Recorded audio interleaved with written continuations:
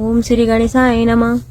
यं ब्रह्मा वरुणेन्द्र रुद्रमरुतस्तुन्वन्ति दिव्यस्तवै वेदैः साङ्गपदक्रमोपनिषतिर्गायन्ति यं सामगा ध्यानावस्थित तद्गतेन मनसा पश्यन्ति यं योगिनो यश्चन्तं न विदुषुरासुरगणा देवाय तस्मै नमः।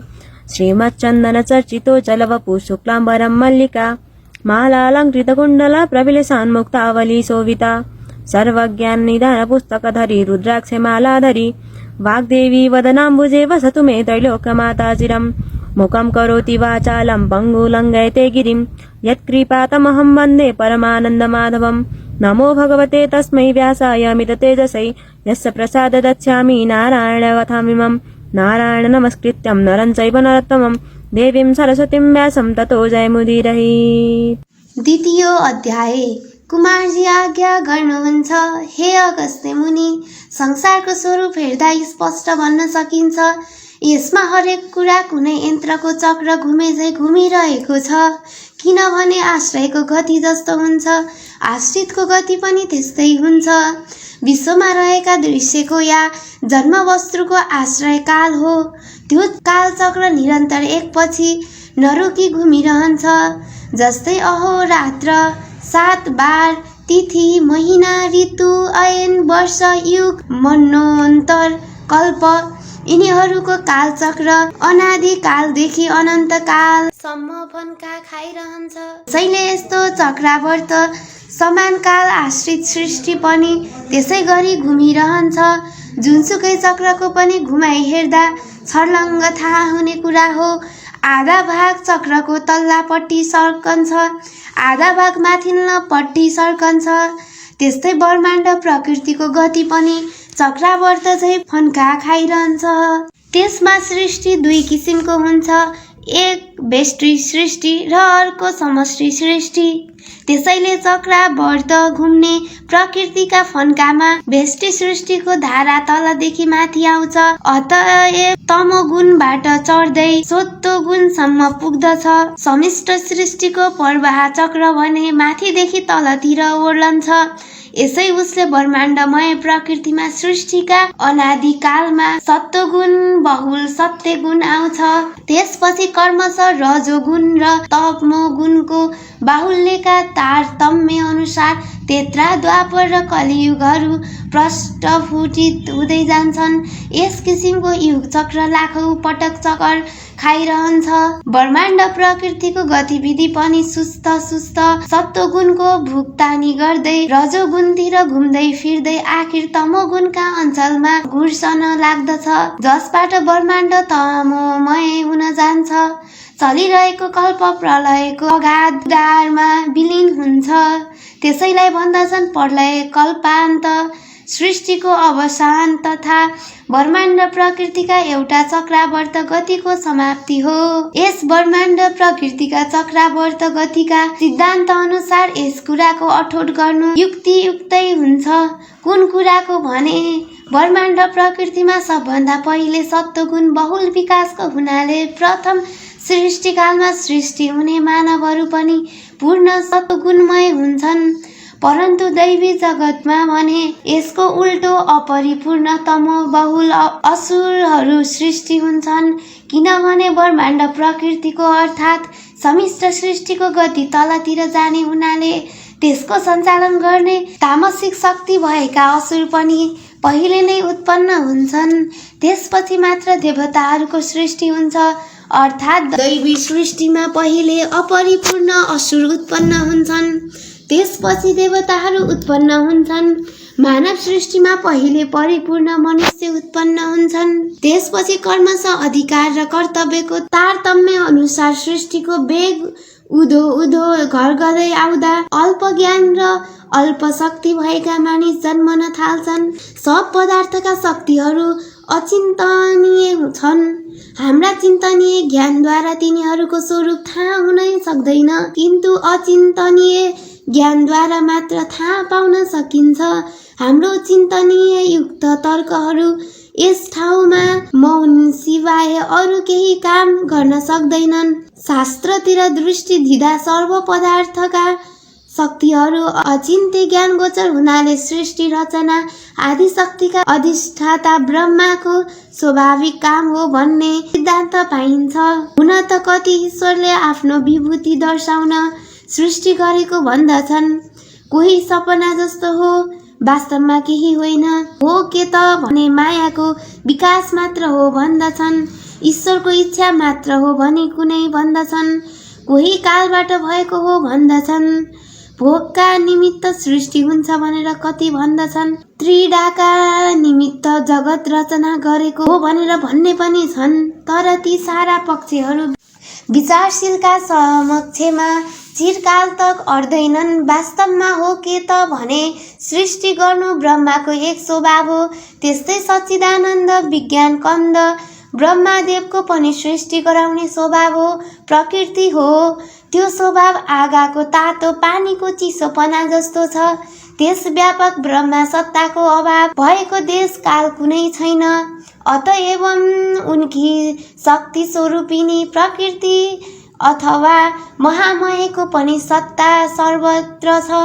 प्रकृति त्रिगुणमय हुनाले र ज्ञान सत्ता रूपी ब्रह्मा व्यापक हुनाले जड प्रकृतिमा चेतनद्वारा स्पन्दन हमेशा भइरहनु पनि स्वभाव सिद्ध कुरा हो। त्यसैले सत्ताका आश्रयमा स्पन्दन धर्मिनी प्रकृतिमा स्वाभाविक स्पन्दन अनुसार अनन्त सृष्टिधारा प्रवाहित हुनु पनि स्वाभाविक हो। त्यसमा पनि ब्रह्मा निमित्त मात्र हो। सृष्टिका निमित्त त वस्तुको आफ्नो आफ्नो प्रकृति नै मूल महाप्रकृतिद्वारा प्रेरित भएर सृष्टिको काम गर्दछन्। पहिला स्तरमा ब्रह्मा र उनकी शक्ति छन्। द्वितीय स्तरमा अनन्त ब्रह्माण्डहरू छन्। तृतीय स्तरमा प्रत्येक ब्रह्माण्डका सृष्टिकर्ता ब्रह्मा छन्। ब्रह्मा आफ्नो परिमाण अनुसार 100 वर्षसम्म बाँच्दछन्।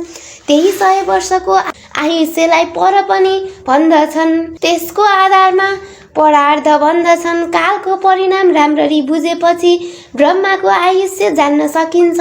तसर्थ सो देखाइन्छ। 15 निमेषको एक काष्ठा हुन्छ। 30 काष्ठाको एक कला हुन्छ। 30 कलाको एक मुहुर्त हुन्छ। 30 मुहुर्तको एक अहोरात हुन्छ। 30 अहोरातको एक महिना या 2 पक्ष हुन्छ। 6 महिनाको एक अयन हुन्छ। अयन 2वटा हुन्छन्, दक्षिणाय र उत्तराय। ती 2 अयनको एक वर्ष हुन्छ। त्यस मानिसको एक वर्षमा देवताको एक अहोरात हुन्छ। दक्षिणाय रात हो, उत्तरायण दिन हो। यस किसिमले दिव्य परिणाम मिलाउनु दिव्य 12,000 वर्षको मानवीय चतुर्युग हुन्छ। दिव्य 4,000 वर्षको सत्ययुग हुन्छ। दिव्य 3,000 वर्षको त्रेतायुग। दिव्य 2,000 वर्षको द्वापर युग। दिव्य 1,000 वर्षको कलियुग अनि सत्ययुगको पूर्व सन्ध्या 400 दिव्य वर्ष हुने गर्छ। उत्तर सन्ध्या पनि 400 दिव्य वर्ष। त्यस्तै तेत्राको पूर्व सन्ध्या 300 दिव्य वर्ष। उत्तर सन्ध्या पनि 300 दिव्य वर्ष। द्वापरको पूर्व सन्ध्या 2 वर्ष दिव्य वर्ष। उत्तर सन्ध्या 200 दिव्य वर्ष। कलिको पूर्व सन्ध्या 100 दिव्य वर्ष। उत्तर सन्ध्या दिव्य 100 वर्ष। तदनुसार जोड्दा 10,000 युग वर्ष भयो। युग सन्ध्या परिणाम 2,000 वर्ष भयो। त्यो समेत जोड्दा 12,000 भयो। यसै दिव्य 12,000 वर्षमा सत्य, त्रेता, द्वापर, कलि आदि 4 युग सकिन्छन्। अब कल्पका आदिमा नारायण नामक ब्रह्माजीले सृष्टि गरेको प्रकार देखाइन्छ। अतीत कल्पमा आखिरमा निदाएर बिउजेका महाप्रभु सत्ययुगी ब्रह्माजीले लोक शून्य देख्नुभयो। एक छत्त भएका एक जगतमा पूर्व कल्पका आखिरमा डुबेकी पृथ्वी पानीभित्र होलिन् भन्ने अठोट गरेर ती डुबेकी पृथ्वीलाई उतार्ने मनसुवाली जस्तै त्यो भन्दा पुराना कल्पमा मत्स्य, कच्छप आदि रूप लिनुभयो। त्यस्तै यस कल्पमा वेद यज्ञमय वराहको रूप लिएर खडा हुनुभयो। उहाँलाई जनलोक निवासी सिद्धहरू स्तुति गर्न लागे। वराह रूपी भगवान भने पृथ्वीको उद्धार गर्ने इच्छा लिएर जलभित्र पस्नुभयो। पातालैसम्म पुग्नुभयो। पृथ्वीले पनि देखिन् र स्तुति गर्न लागिन्। अनि दारामा पृथ्वीलाई राखेर जलमा माथि उत्रन लागेका भगवानको योगिनीहरू स्तुति गर्न लागे अनि त्यस पृथ्वीलाई त्यसै अपार जलमाथि समुद्रमा जहाज राखे झैँ राखिदिनु भयो। नाउ त्यस्तै विस्तृत रूप बनाइदिनु भएकोले फेरि डुब्ने डर भएन अनि त्यस पृथ्वीमा मैदान बनाई पूर्वकल्पका अन्तमा डढेका र लडेका पर्वतहरू सब यथार्थवत गर्नुभयो। त्यसमा अमोघ शक्तिशाली भगवानलाई केही दुःख थिएन। जस्तोको त्यस्तो 7 समुद्रले पृथ्वीको भाग अलग अलग पारेर भूवर्लोक स्वरलोकका साथै भूलोकको समेत कल्पना गर्नुभयो। जस्ताको त्यस्तो 7 समुद्रले पृथ्वी भाग अलग अलग पारेर भूवर्लोक स्वर्गलोक साथै भूलोकको समेत कल्पना गर्नुभयो। यति गर्दा गर्दै भगवान ब्रह्मा रजोमूर्ति ब्रह्माको रूपमा चतुर्मुखी ब्रह्माको रूपमा परिणत हुनुभयो। उनै नारायण चतुर्मुखी ब्रह्मा भएर सृष्टि गर्न थाल्नुभयो। सृष्टिका काममा चतुर्मुखी ब्रह्मा खाली निमित्त कारण मात्र हुनुहुन्छ। प्रधान कारण सृज्य वस्तुकै शक्ति हो, किनभने सूक्ष्म वस्तु आफ्नै शक्तिले स्थूल वस्तुको रूपमा परिणत हुन्छ। तसर्थ स्रष्टा ब्रह्मादेव एक निमित्त कारण मात्र हुन्। वस्तुले निमित्त सिवाय अरू कुराको अपेक्षा गर्दैन। इति श्री केन्द पुराणे केदारखण्डे माघ महात्म्ये कुमार अगस्त्य संवादे समुद्रादभि निष्कासित श्री स्वस्तानी परमेश्वरायं व्रतकथायं वर्णन नाम 2 अध्याय।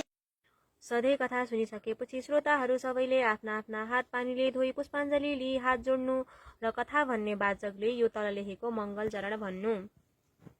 उपनयतु मङ्गलं वा सकल जगन मङ्गलालय श्रीमान् दिनकर किरण निबोधित नवल निदान निवेक्षण कृष्ण काले वर्षतु पर्जन्य पृथिवी सस्यशालिनी देशोऽयं क्षवरहितो ब्रह्मणा सन्तु निर्भया अपुत्रा पुत्रिणा सन्तु पौत्रिणा सन्तु पौत्रिणा निर्धना सदना सन्तु जीवान्तु शरदं शतं तत्रैव गङ्गा यमुना च तत्र गोदावरी सिन्धु सरस्वती च तीर्थानि सर्वाणि वसन्ति तत्र यत्र चतुर्द्वार कथा प्रसंग या कुन्देन्दु तुषारहार धवला या शुभ्रवस्त्रावृता या वीणावलदण्डमण्डितकरा या श्वेतपद्मासना या ब्रह्मादि शङ्करा प्रभृति वीर्देहता वन्दिता सा मां पातु सरस्वती भगवती निशेषजाड्यापहा कायेन वाचा मनसेन्द्रियैर्वा बुद्ध्यात्मना प्रकृति स्वभावात् करोमि यद्यं सकलं परस्मै नारायणायेति समर्पयेत्।